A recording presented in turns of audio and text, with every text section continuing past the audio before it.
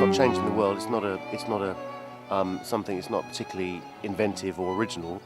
Actually, let's change that. It's a particularly inventive and original project that I believe in.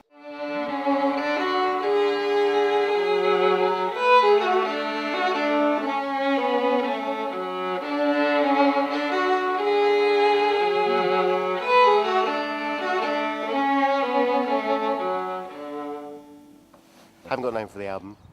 I did have All Upon a Lovely Summer's Day, which I still think is really nice, but it's a bit long. So I thought maybe Summer's Day or All Upon. Just take out the conjunction. If that's possible. Do like fridge magnets with it. Yeah, just do. Yeah, just take the whole sentence, make something up with it like that randomly. That's the plan. There were three men that came out of the west, their fortunes for to try. And these three men made a solemn vow, John Barleycorn must die. And it's going to have to be pigeonholed. I would say it's folk jazz. I would say predominantly folk with a bit of jazz with classical influences. They plowed, they sown, they harrowed him in their claws upon his head. And these three men made a solemn vow, John Barleycorn was dead. Who is the Burton Bradstock fan? I'm hoping that anybody who appreciates good literature, good music, and good entertainment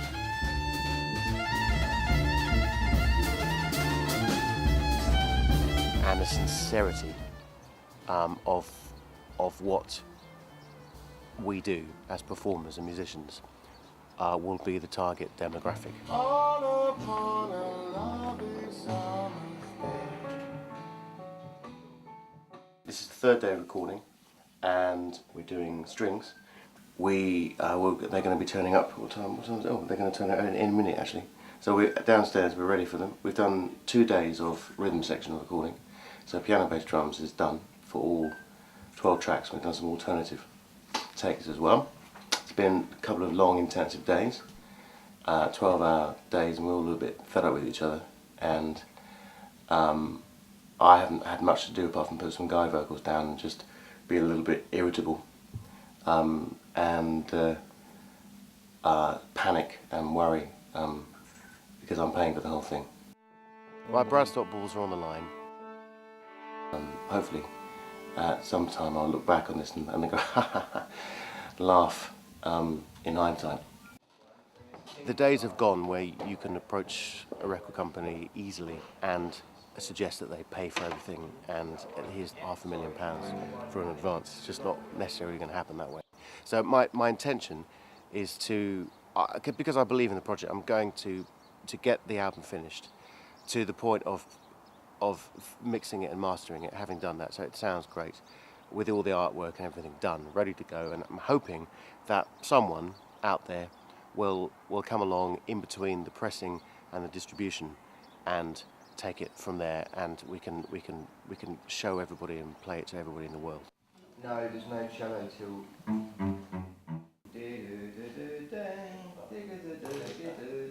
that thing.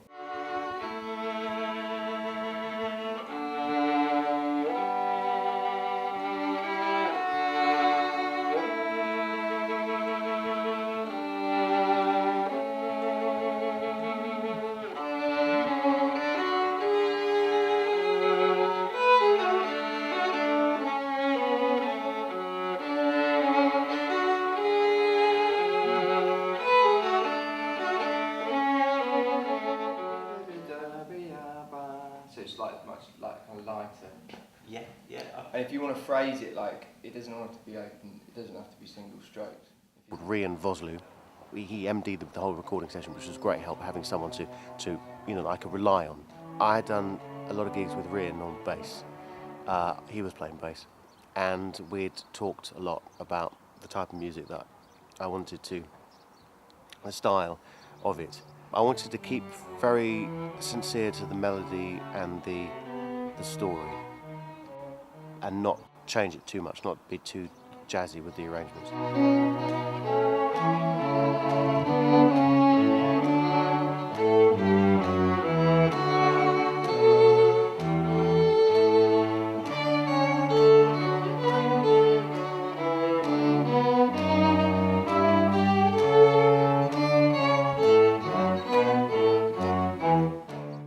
Ben Lambden is the engineer, producer, and very talented chap. Great ears, also has a great nose. And he introduced me to the sound of a fabulous songwriter, a chap called Jeb Loy Nichols. I love his sound, and Ben made his song sound really, really open and really live sounding and really authentic. I thought, right, I want that sound. I'm going to get Ben to do the record. But unfortunately, we didn't have any time to rehearse at all. So it was literally we had 4 hours to do the strings, and I think we did about 7 or 8 tracks with strings. So it was a big deal, big job to do, to try to get the strings done in that amount of time. And it's tricky because we didn't track anything, it was all live, and you've got to get it right. And they did a fabulous job, and it really sounds great.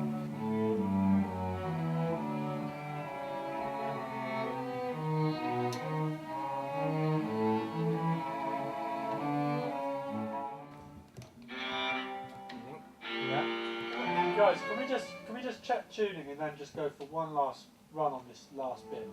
Yeah. So you were looking a little bit under pressure when I was filming. Yeah. I was very much under pressure. It's a fuckery, this kind of thing, you know? Yeah. But also, it's not like we got 16 strings and it's like padded. No, it's very exposed, and it's slow, and it's very featured and everything. Yeah. There was a lot of pressure involved. Mainly because it's my project. When it's something your baby, it's something that you feel very personal about. And you've got a vision, which is not always easy to explain what the vision is. And when you've got 4 days to do a rhythm section, acoustic guitar tracking, strings, and guide vocals, it's quite a task. And we did very well. In fact, I could have just stayed at home and let the guys just get on with it. I think that was what I should have done. But I didn't, so hence I was pacing around and looking, pensive. Very happy with the results.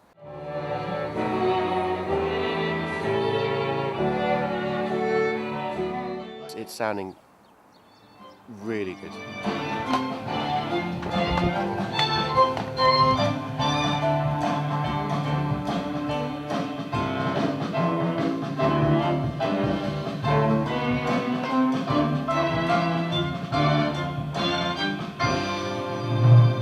I think the strings are good, right? Yeah. Let's crack on. We can fix that piano there anyway. Yeah. Because he's just Fantastic. playing that phrase.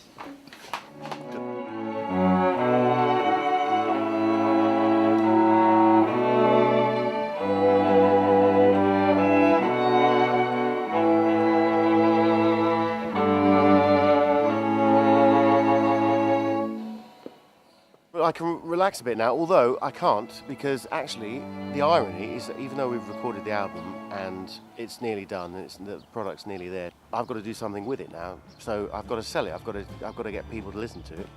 I've got to try to get people to buy it. I've got to, make it accessible and make it available to people, so that they're interested in getting involved in the music and following what we're doing and etc. So now actually the work begins.